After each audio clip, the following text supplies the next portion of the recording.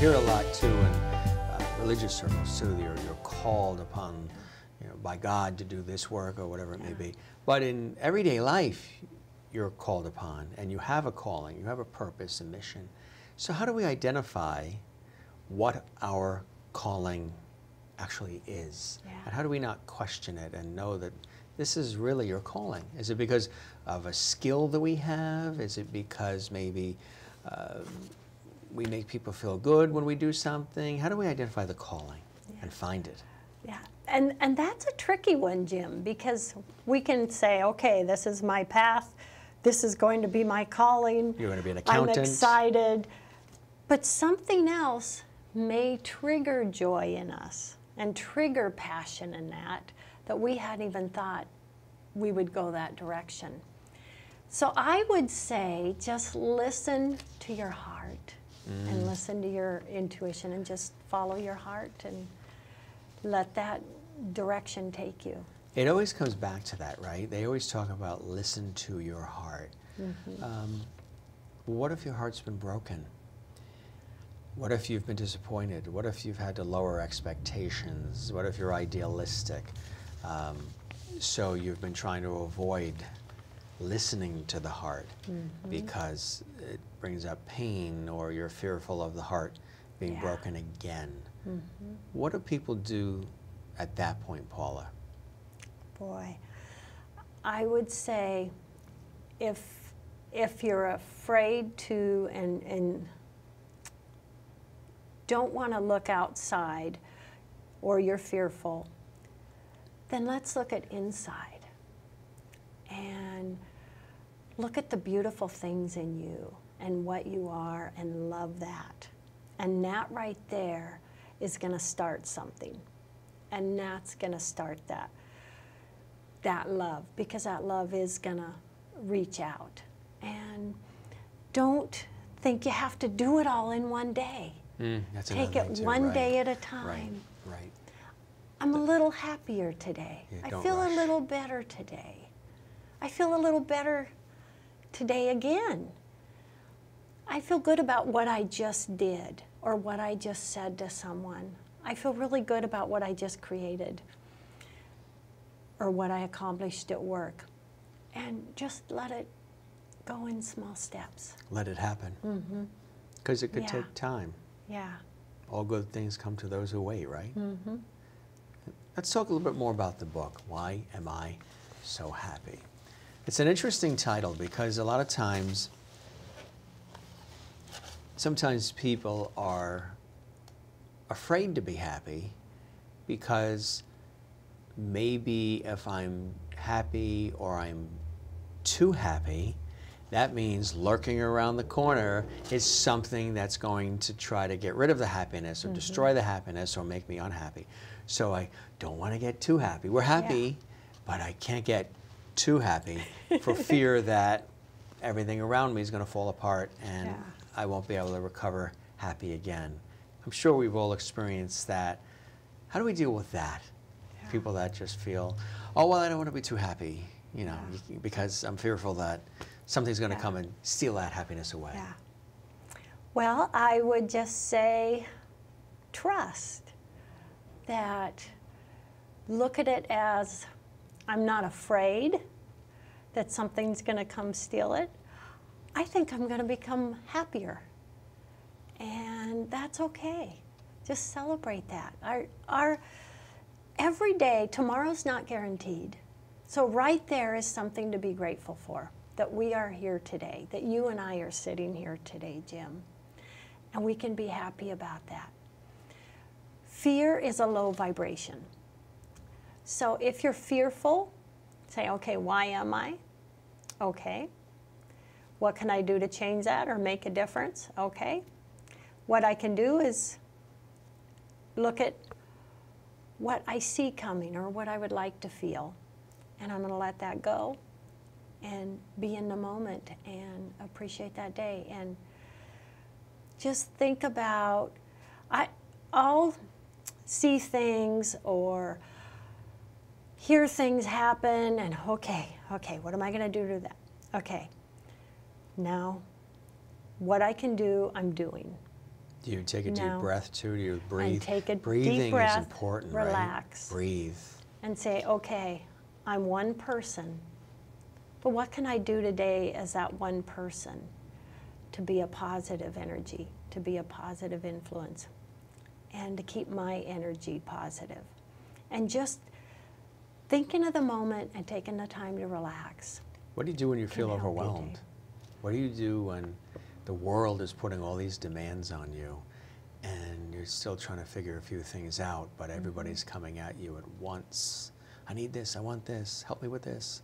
How do you pick and choose or negotiate that sort of whitewater current? Yeah.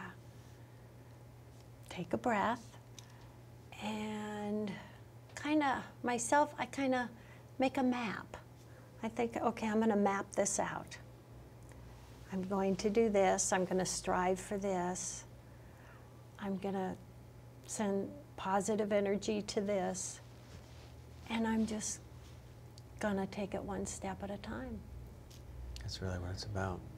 These are all life lessons. These are things that we're told sometimes early on in our lives, but life takes us in different paths and we lose track.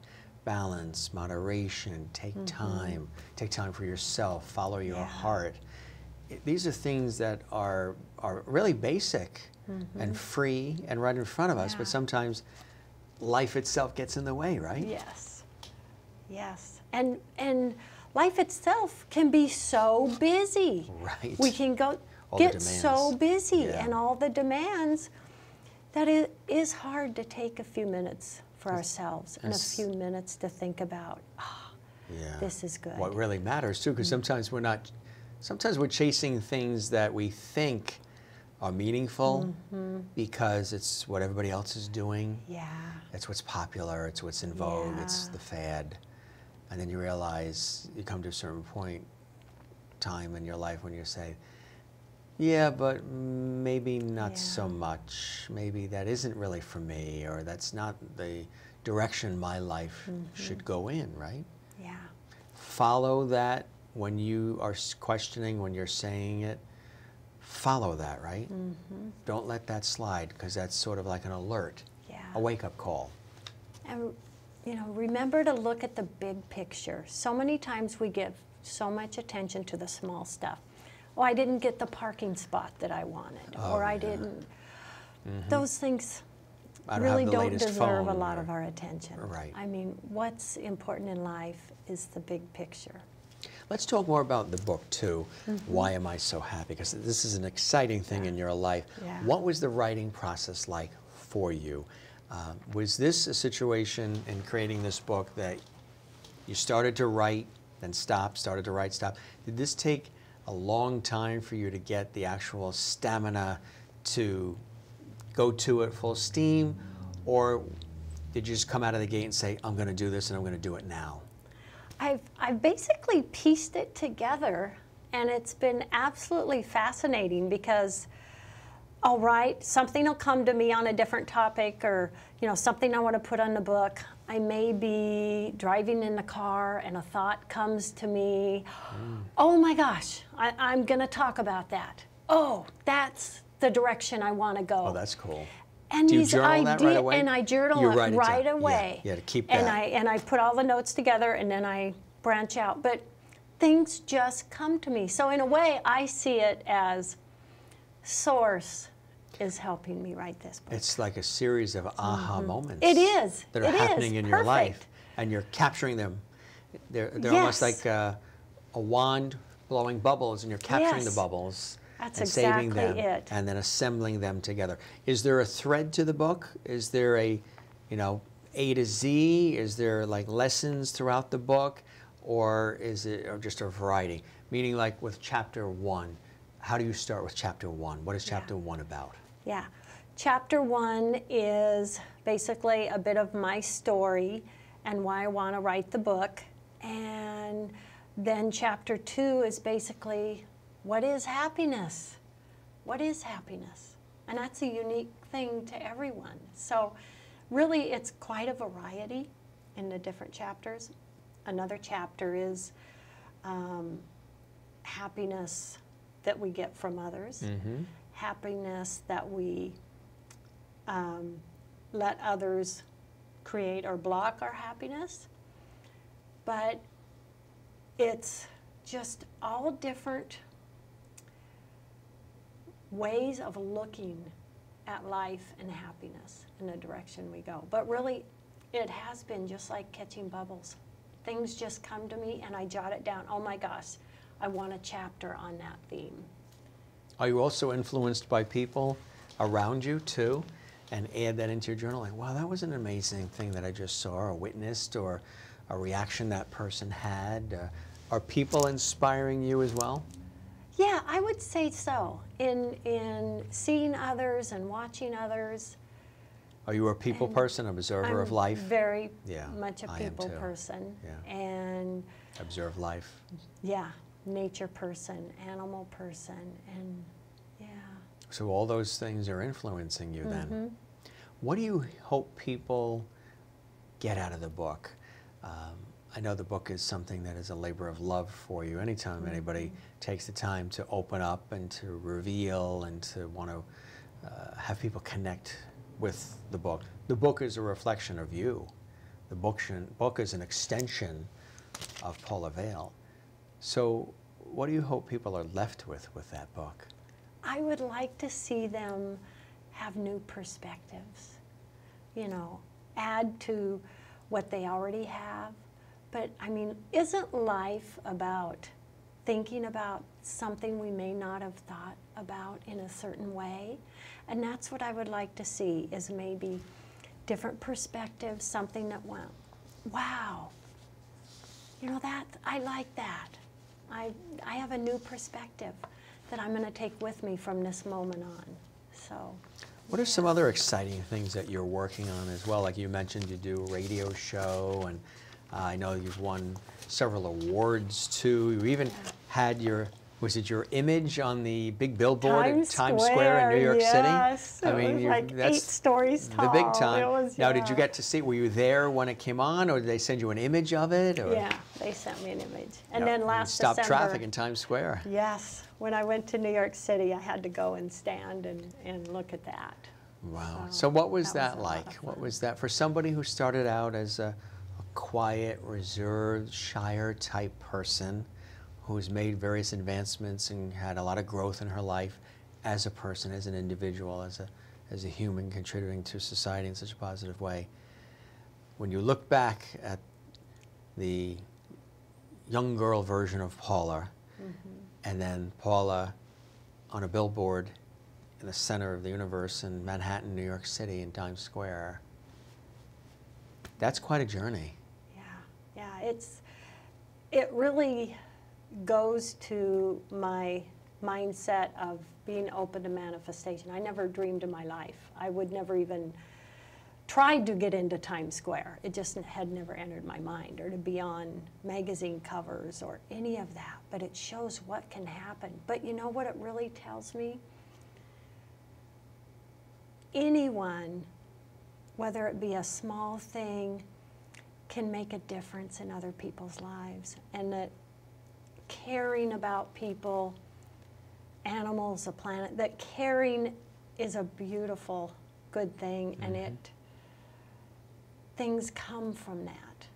And it's really a blessing. Have you had some feedback from that too, when you were on that billboard in New York City? Yeah, a lot of feedback. Wow. Yeah. It's incredible, huh? How do you top that? I guess an image of yourself on Mount Rushmore's next? Yeah, I don't know. Climbing Mount Everest? Yeah. That could be. But you're touching people in their lives in a more direct, intimate way even than the Times Square billboard, which is a phenomenal thing, but on a daily basis. And that's really what speaks to and what you're really all about. But you also do, again, some of these projects. Let's talk a little bit about some of these cool projects that you're working on a regular basis. Radio show, other things. Yeah, the radio show. I love sharing so many amazing people. I'm a advocate for fundraising. You know, I do things for the military. I've given Reiki to our homeless. in my Which is area. very nice, yeah. I've been to Africa. I'm a board member of orphansafrica.org. I mean, What was that there's- like? Yeah, that is a real wake-up call, right? That is a real... Yeah, I mean, that's a wake-up call. Everyone should see that. The people were beautiful, but the poverty suffering and the and- suffering, oh my gosh. Did you feel Yeah. powerless when you were there in Africa in that situation? Or did you feel, well, whatever little contributions I'm able to make as one individual, I'm good with that, as opposed to not making any contribution? Obviously, you can't solve all of the world's problems, but It's what was that like for you? heartbreaking because you want to help everyone. You want to help every child. You want to see every child get to go to school. But with the supplies that we took to different schools, feeding different children, but then you'd see children that aren't in school, that can't go to school. I mean, but I really think everything, little things someone can do. For $20 a month, you can help a child go to school. Or in the U.S., you can donate snacks to schools that have homeless children. I mean, there's so many things we can do, even if it's a little bit. And if you can't spend money, you can give a little bit of your time. I mean, we gain when we help others. We really do. don't we? Yeah. We do. I always say in order to be able to feed, you have to be fed. And in order to be fed, you have to feed. So it is like cyclical. It really is. What feeds you on a daily basis? What feeds Paula Vail to wake up every day and take on that day and be positive and see experiences like you did in Africa, but just in everyday life, the things that come at you, the experiences you've had and the experiences you'll continue to have. What feeds you and inspires you? Well, I'm very inspired by family. Love family. Love watching the grandkids. But on the bigger picture, I'm inspired what I can do as one person in making a difference in another life, whether it be helping with in Africa, or helping our homeless, or our military, or a Reiki client coming who's in a lot of pain or a lot of trauma, and being able to just offer them some love and some positive energy. All those things. I really think I've found my passion in life. Your bliss. Yeah. Your bliss. You're living your bliss. Yeah. And there's sometimes nothing more incredible and beautiful than that, right? When you find your bliss, because it's what you're going to be doing forever. And you're reaching so many people and you're touching their lives in ways that allow them to then pay it forward. Because if they feel satisfied and fulfilled and happy, their health changes for the good. There's a lot of other benefits, residual effects, icing on the cake effects to all of this, right? Yes, yes. I've always said, I am not my car. Don't judge me by the car I drive. Oh, I like that. Judge me by what's in my heart. I'm not my car. That's your second book. Yeah. Why am I so happy? And I'm not my car. There you go, Jim. Journal that. I love It's an it. aha. That's an aha I love moment, it. right? Okay. Yeah. Because, I've always said that. I am not my car.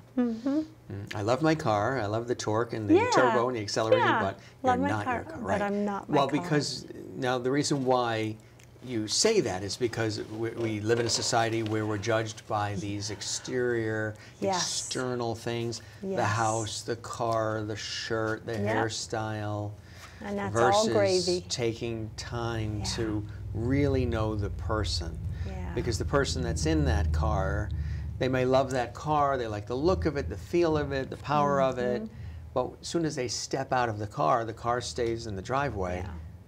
They're totally different individual. I see not the much car. more value in a hug.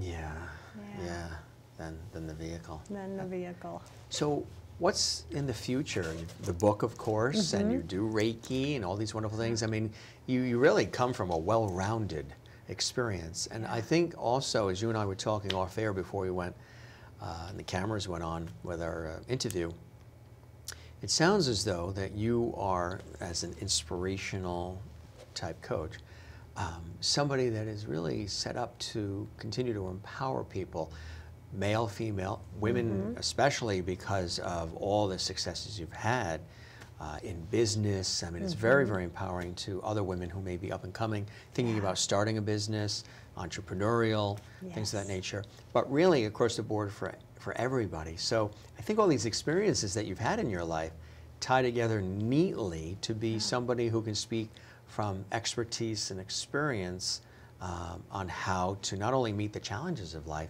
but get through them in a positive way and be a positive light for others. Yes. You see yourself in that role? I know you're very humble. I see that reflecting in you. But do you see that reflecting in you? I do. And I really enjoy speaking engagements and sharing positivity and interaction. I see myself as, even though I didn't become an accountant, I have a PhD in people. I like that. Yeah. I like that. Yeah. And I think that is something very valuable. What do you see as the future for Paula? What are some other things that you'd like to do? You take all of this, you know, as you're in this forward movement, the train's on the track, you have all these wonderful things. We're doing this interview, we've done radio shows together. So what's next for Paula? What are some other things you'd like to do? I'd like to continue with what I'm doing, the shows, speaking engagements, the books. My life's dream is, I still have the property where I grew up in Centralia, Washington, is to create a nonprofit animal rescue and Reiki retreat center. I could teach Reiki classes, we could give Reiki to the animals. But I just want to see the waves that have begun to continue to grow. I just want to be a positive influence. Well, we're so happy to be riding the wave with you here Thank you, Jim. today in the studio and throughout all the wonderful things we've been doing together with you, Paula. Thank you. What would be one bit of information, or in this case, inspiration, that you can leave for somebody who's watching right now, who may be going through a tough time? Maybe they're a little stuck. Maybe they're looking at the positivity and happiness that you're exuding as Paula Vail, and they are saying to themselves, gee, I wish I could get to that point. You know, why is she so happy? How do I become happy and content and feel safe and secure? What would you say to somebody watching right now who's in that spot? I would say, you are unique, you are beautiful, you are love, you're full of love, you are loved, and the best thing is, you control your life and your direction and your thoughts, and celebrate that and say, I have that ability and I have that control. So I'm going to decide right now where I want my thoughts to go and how I feel about myself. Because no matter what, we're all human. We all have our ups and downs, but we all are loved and we all have a lot of beauty inside of us. As do you, Paula Vail. Oh, thank you, Jim. A real honor and a pleasure to have you with us. Thank you. Really fantastic conversation. I learned a lot. And thank you so much for coming to our studios here and sharing so much of your authentic self, who you are, and all these wonderful things. I could see now why you win the awards and the accolades, and you're beloved and respected in the work that you do. And we wish you nothing but the very best and continued success. And again, thanks for joining us here on CUTV News. It was a pleasure to have you with us. I'm honored. Thank you, Jim. As are we. Thank you, Paula Vail. Thank you. Paula Vail is clearly someone who is passionate about what she does and is working every day of her life to make our world a better place.